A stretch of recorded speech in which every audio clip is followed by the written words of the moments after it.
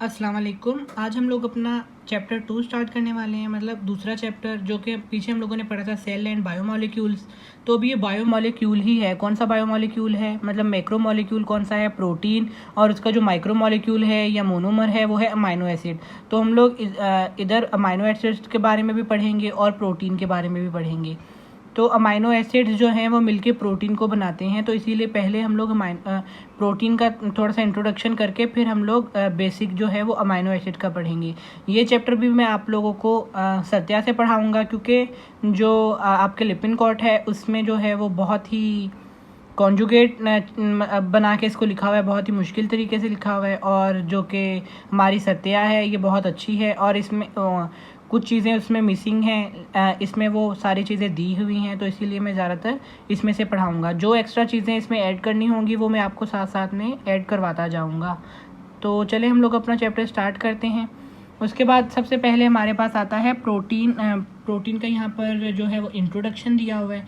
तो क्या लिखा हुआ है, लिखा हुआ है कि protein are the most abundant organic molecule of the living organism. अब हम लोगों ने पढ़ा था कि हमारे पिछले चैप्टर में कि हमारे सेल में सबसे ज़्यादा कौन सा सब्सटेंस होता है वाटर। लेकिन वाटर क्या है, वो है इनऑर्गेनिक। उसके बाद सेकंड जो इम्पोर्टेंट था वो प्रोटीन ही था, अगर आपको याद हो तो, ठीक है। तो अभी हम लोग यहाँ पर भी यही लिखा हुआ है कि most abundant organic molecule of the living system में। और ये मैंने आपको बताया था ये भी कि मोर देन 50 या about 50% of cellular dry weight ये कंटेन करता है। उसके बाद हम लोग कहते हैं कि प्रोटीन वर्ड का ओरिजिन कहाँ से हुआ। प्रोटीन वर्ड का ओरिजिन हुआ है ग्रीक वर्ड से, जो कि था प्रोटियोज। प्रोटियोज का मतलब है फर्स्ट प्लेस। प्रो का मतलब, या प्रो कैरोट में भी आपको मैंने बताया था, प्रो का मतलब ही असल में फर्स्ट प्लेस होता है या फर्स्ट थिंग होता है। तो यहाँ पर लिखा हुआ है होल्डिंग द फर्स्ट प्लेस। हम लोगों ने जैसे पढ़ा मोस्ट अबंडेंट है, तो इसीलिए हम लोगों ने इसको नाम दिया प्रोटियोज, जिसको हम लोग अभी प्रोटीन पढ़ते हैं, जिसका मतलब है holding the first place.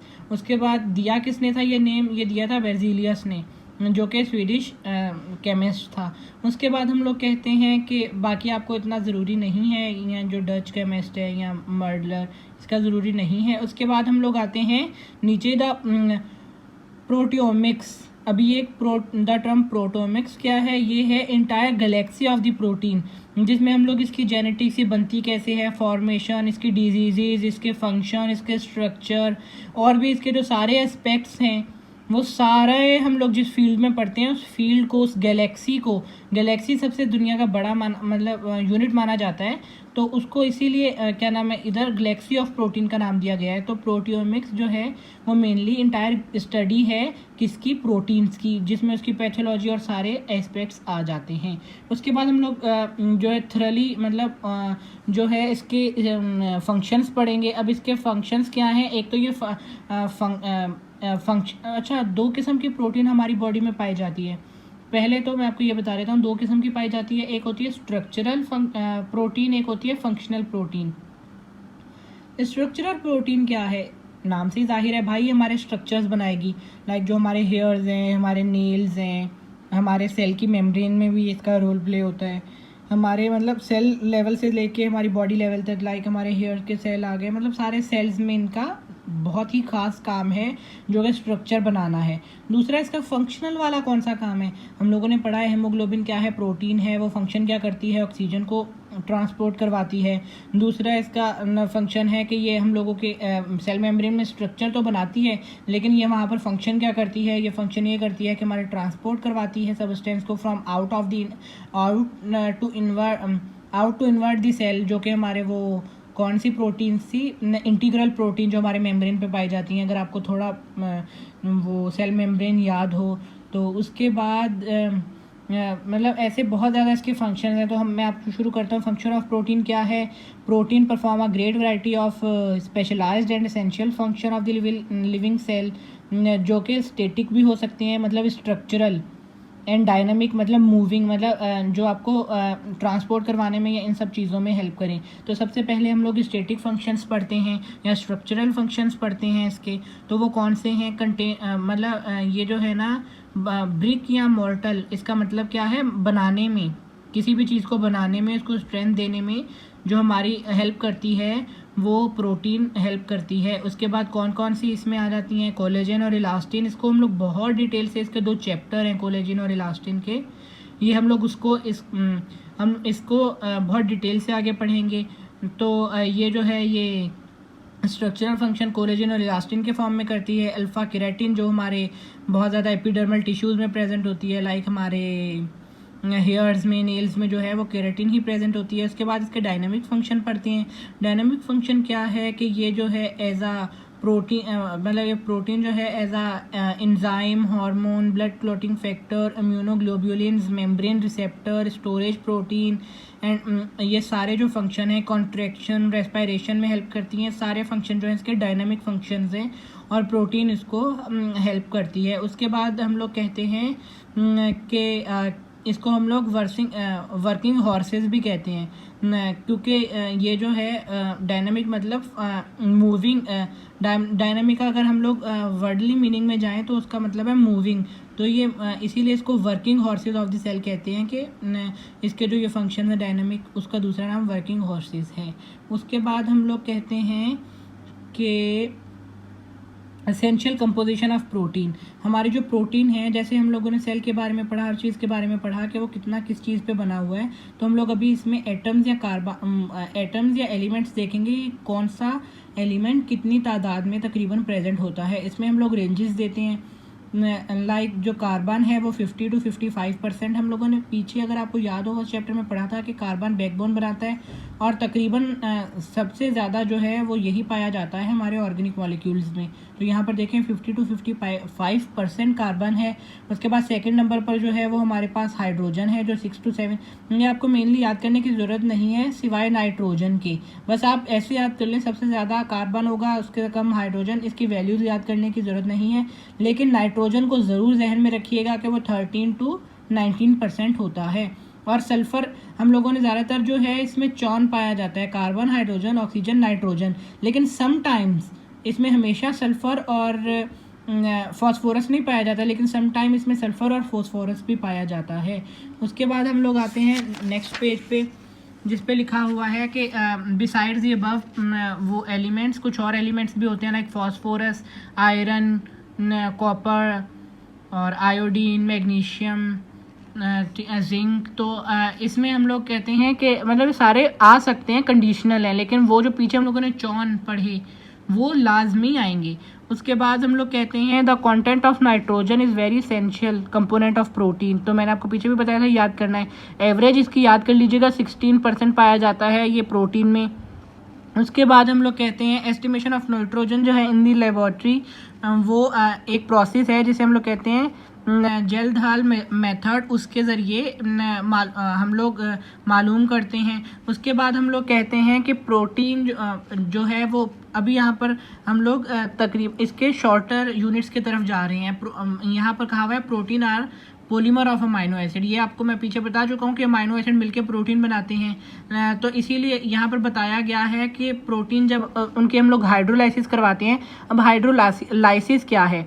Lysis से मुराद के टूटना, और हाइड्रो मतलब वाटर के ज़रिए। जब हम लोग when the larger molecule is break out into smaller molecule by the addition of water, ये इसकी डेफिनेशन है। जब हम लोग एडिशन ऑफ वाटर करें और एक सब्सटेंस की लाइसिस हो जाए, वो टूट जाए दो में, तो उसको हम लोग क्या कहते हैं? उसको हम लोग हाइड्रोलाइसिस कहते हैं। तो प्रोटीन जो है वो कंप्लीट हाइड्रोलाइसिस पे क्या देते हैं हम लोगों को? अमीनो एसिड्स देते हैं। अच्छा, और उसके बाद हम लोग कहते हैं कि ज़्यादातर जो हमारी प्रोटीन्स हैं वो कौन से, मतलब इसकी भी कन्फिगरेशंस होती हैं, हम लोग आगे पढ़ेंगे। अमीनो एसिड्स जो हैं वो अल्फ़ा, बीटा, अगर हमारा जो ये मैं आपको आगे इसकी जो है ना वो डिटेल बताऊंगा, यहाँ पर आपको समझ नहीं आएगा। तो बस आप इतना गौर रखें कि एक लेव्यूलोज एल टाइप के अमीनो एसिड्स होते हैं, एक डेक्स्ट्रोज डी टाइप के अमीनो एसिड्स होते हैं, लेकिन जो हमारी बॉडी में कॉमनली मिलते हैं वो किससे बने हुए होते हैं? वो एल टाइप के बने हुए होते हैं। उसके बाद आते हैं हम लोग protein are born at the translation.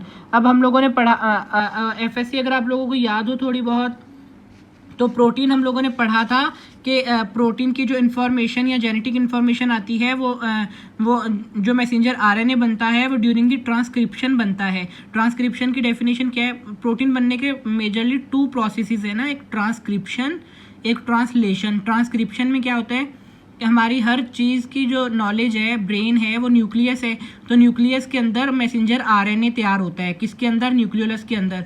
वहाँ पर जब मैसेंजर आरएनए बनता है तो वो मैसेंजर आरएनए के नेम से जाहिर है वो मैसेज लेके आएगा from nucleus to the cytoplasm. जो मैसेंजर आरएनए है वो राइबोसोम के पास आएगा और उसको कहेगा कि अभी प्रोटीन बनाने का टाइम आ गया है। हम लोगों ने पढ़ा है कि जो प्रोटीन फैक्ट्री है वो हमारे पास राइबोसोम है, तो उसे कहेगा कि प्रोटीन बनाने का टाइम हो गया है। फिर जो हमारा प्रोसेस शुरू होगा ट्रांसलेशन।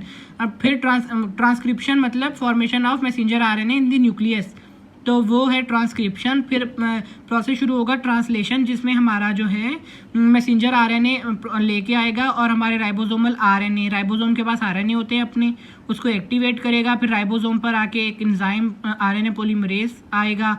फिर उसके ज़रिए जो है हमारा ट्रांसफ़र आरएनए जो है वो अमाइनो एसिड्स लाता जाएगा और आपस में जोड़ता जाएगा। वो बड़ा कॉम्प्लेक्स प्रोसेस है, वो आगे आप लोग डिटेल से पढ़ेंगे इंशाल्लाह। इस चैप्टर में तो नहीं, लेकिन आगे आप ज़रूर पढ़ेंगे। तो ये तब की बातें, लेकिन आपके लिए अभी इतना काफ़ी है कि प्रोटीन मेनली जो बनती हैं वो किस प्रोसेस में बनती हैं? ट्रांसलेशन में। और इसकी जो इन्फॉर्मेशन बनती है वो किस प्रोसेस में बनती है?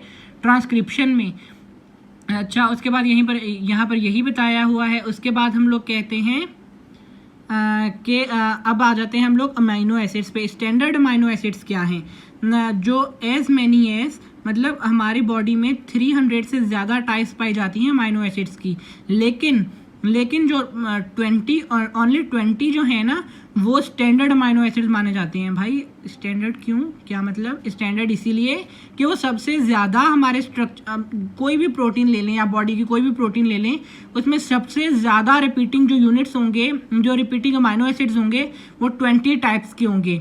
बाकी जो 300 है वो बहुत रेयरली होंगे। 300 में से 20 निकाल लेना, मतलब बाकी जो 280 होंगे वो बहुत रेयर होंगे। किसी प्रोटीन में कोई 1-2 अमाइनो एसिड्स मिल जाएंगे, लेकिन जो हमारे और कुछ अमाइनो एसिड्स होंगे जो प्रोटीन बना ही नहीं रहे होंगे, सिर्फ एज अ अमाइनो एसिड ही अपना फंक्शन रोल प्ले कर रहे होंगे। उसके बाद हम लोग कहते हैं 20 जो हैं वो found in structure of protein.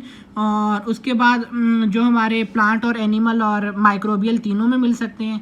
और ये प्रोटीन जो है वो प्रोकैरियोट और यूकैरियोट दोनों सेल में पाए जाते हैं।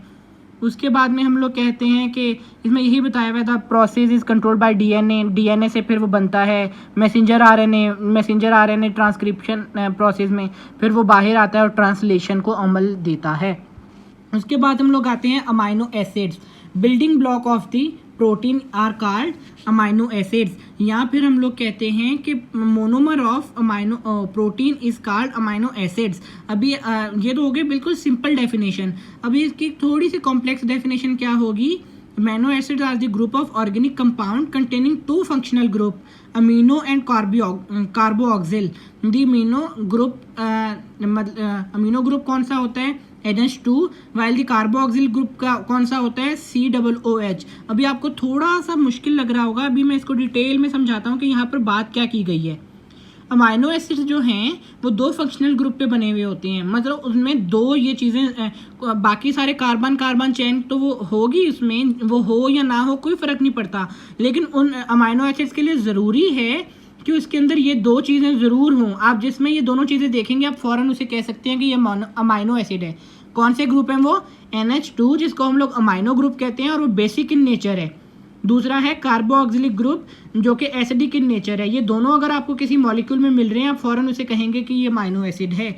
उसके बाद हम लोग कहते हैं कि जर्नल स्ट्रक्चर कैसा होता है अमाइनो एसिड का?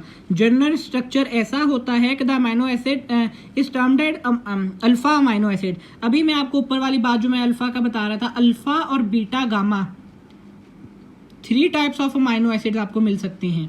अब 3 टाइप्स के कैसे मिल सकते हैं?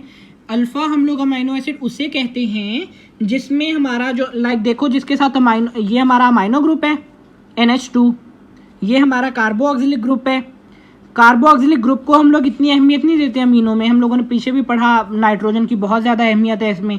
तो हम लोगों ने देखना है जिसके साथ अमीनो ग्रुप, नाइट्रोजन ग्रुप जो जुड़ा हुआ है वो उसी ग्रुप के साथ जुड़ा हुआ, जिस ग्रुप के साथ वो मैं क्या मतलब जिस कार्बन के साथ हमारा अमीनो ग्रुप जुड़ा हुआ है उस कार्बन को हम लोग कहते हैं अल्फा ग्रुप। समझ आ रही है आपको? ये देखें, अगर यहाँ पर हमारा कार्बन है और उसके साथ अमीनो ग्रुप लगा हुआ है तो उसको हम लोग क्या कहेंगे? Alpha group. तो अगर उसी कार्बन के साथ आर ग्रुप लगा हुआ है तो हम लोग इसको कहेंगे, इसकी जो कन्फिग्रेशन है वो कौन सी है? अल्फा। अगर हमारा ये जो है, ये हमारा जो NH2 ग्रुप है, ये हमारे सेकंड कार्बन पे लगा हुआ होता, जो COOH ग्रुप है वो अल्फा कार्बन पे लगा हुआ होता, तो हम लोग कहते हैं कि ये कौन सा ग्रुप है? ये हमारे पास बीटा अमीनो एसिड है। लेकिन जो हमारे पास नेचर में सबसे ज़्यादा पाया जाता है वो अल्फा अमीनो एसिड पाया जाता है, और नॉर्मली ये जो है वो इस स्टेज में नहीं मिलता, ये इस स्टेज में नहीं मिलता। ज़्यादातर जो हमें ये स्टेज में मिलता है वो इस स्टेज में मिलता है जिसको हम लोग कहते हैं zwitter ion, exist in the zwitter ion. NH2 जो है वो एक इससे हाइड्रोजन जो है वो ले लेगा और इसके ऊपर नेगेटिव चार्ज आ जाएगी जिसको हम लोग एसिड कहते हैं और इसको बेस कहते हैं। इसीलिए हम लोग कहते हैं ये एसिडिक ग्रुप है, ये बेसिक ग्रुप है, क्योंकि ये ज़्विटर आयन बनाते हैं। लेकिन इसके ऊपर ओवरऑल के ऊपर हम लोग चार्ज देखेंगे तो ये माइनस प्लस से कट जाएगी, तो ओवरऑल ये न्यूट्रल आयन है। लेकिन इसके अंदर जो है वो आयन्स हैं, एक एसिडिक और एक बेसिक ग्रुप। आपको होप्स हो कि ये बातें समझ आ रही होंगी। उसके बाद हम लोग क्या कहते हैं, आप लोगों को मैंने अभी बताया कि ऊपर वहाँ पर D और L कन्फिग्रेशंस का भी लिखा हुआ था, तो अभी मैं आपको बताता हूँ कि अच्छा यहाँ पर ऊपर थोड़ी एक और बात की हुई है। वो कौन सी बात की हुई है कि ना वही बताया हुआ है जो मैंने आपको अभी बताया कि 20 जो अमीनो एसिड है वो हमारे पास अल्फा टाइप के होते हैं और वही हमारे जो बॉडी के प्रोटीन में ज़्यादा पाए जाते हैं। और उसके बाद जो इसके आर ग्रुप हैं वो एक दूसरे से डिफ़र होते हैं, इसीलिए हमारे 20 अमीनो एसिड एग्जिस्टेंस में आ सकते हैं। उसके बाद हम लोग कहते हैं कि optical isomer of amino acids, amino acid जो हैं वो हमारे पास एक ही फॉर्म में नहीं पाए जाते, ये हमारे पास दो फॉर्म में पाए जाते हैं। दो फॉर्म कौन से हैं? एक L फॉर्म, एक D फॉर्म। तो अभी जो हमारा पहले तो मैं आपको पढ़ के बता देता हूँ। If a carbon atom is attached to 4 different groups it is asymmetrical. तो अभी and therefore exhibit optical isomerism. अब इसमें लिखा हुआ है if carbon atom is attached to 4 different groups. अब आप देखें हमारे अमीनो एसिड्स में एक साइड पे हाइड्रोजन है, एक साइड पे कार्बोक्सिलिक ग्रुप है, एक साइड पे अमीनो ग्रुप है और एक साइड पे रेडिकल है। चारों डिफरेंट ग्रुप से मिला हुआ है, तो इसको हम लोग क्या कहेंगे? असिमेट्रिकल कार्बन भी कहेंगे। इसको फंक्शनल ग्रुप कार्बन भी कहते हैं, इसको असिमेट्रिकल कार्बन भी कहते हैं। तो ये असिमेट्रिकल कार्बन है। जो भी असिमेट्रिकल कार्बन के टाइप्स होते हैं वो ऑप्टिकल आइसोमेरिज्म रखते हैं। अब ऑप्टिकल आइसोमेरिज्म क्या है? ऑप्टिकल आइसोमेरिज्म उसे कहते हैं इमेज, मतलब अगर एक हमारे पास सीधी फोटो है तो उसकी बिल्कुल मिरर इमेज जो होगी उसको हम लोग, या एक जो मॉलिक्यूल है वो हमारे पास सीधा पड़ा है, लाइक इसमें L है, ठीक है, देखिए L टाइप है और ये D टाइप है। L जो है ये बिल्कुल इसकी मिरर इमेज है। देखें ये यहाँ पर अमीनो ग्रुप इस साइड है, ये यहाँ ये इस साइड आ गया, मतलब बिल्कुल उसकी मिरर इमेज जो होगी उसको हम लोग ऑप्टिकल आइसोमेरिज्म कहेंगे।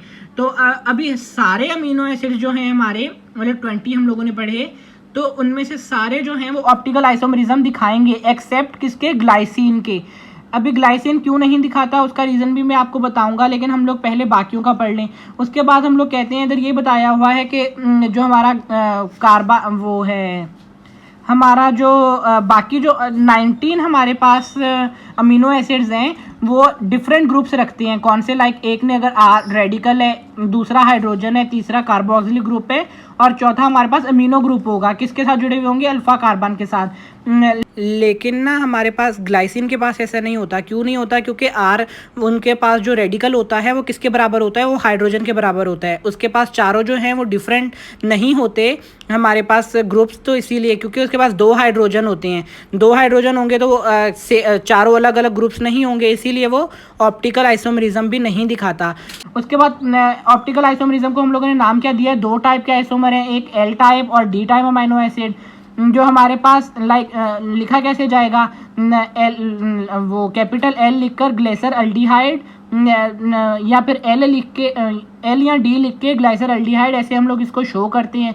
और हमारे पास जो मेनली हमारे पास मिलता है वो हम लोग, क्योंकि अल्फ़ा भी एक चीज़ है, हम लोगों ने जो आपको अल्फ़ा बीटा गामा पढ़ाया, इसीलिए हम लोग कैसे लिखते हैं, अल्फ़ा अमीनो एसिड। और हमारे में ज़्यादा जो है वो अल्फ़ा अमीनो एसिड पाए जाते हैं, और आइसोमरिज्म में हम लोगों के पास ज़्यादा एल टाइप पाए जाते हैं।